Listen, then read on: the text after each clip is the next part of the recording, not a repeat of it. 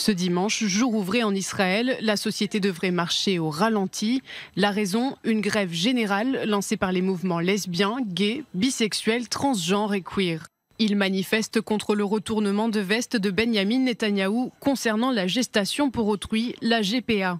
Le Premier ministre avait d'abord apporté son soutien à Amir Ohana, un député homosexuel et membre du Likoud. Il proposait une clause incluant les pères célibataires dans la loi sur la GPA.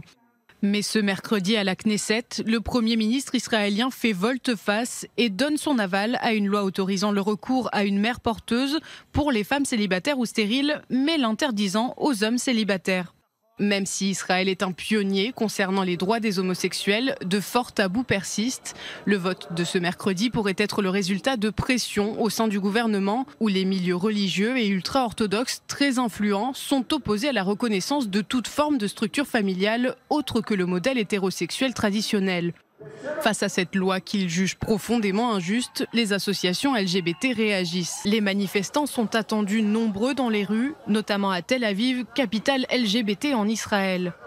La Histadrout, la plus puissante centrale syndicale israélienne, affirme avoir demandé à ses cellules locales de faciliter la participation à la grève de dimanche. Un appel entendu par des dizaines d'entreprises privées et d'institutions nationales israéliennes qui ont déjà annoncé qu'elles soutiendraient le mouvement et autoriseraient leurs employés à s'absenter dimanche afin de participer à la manifestation.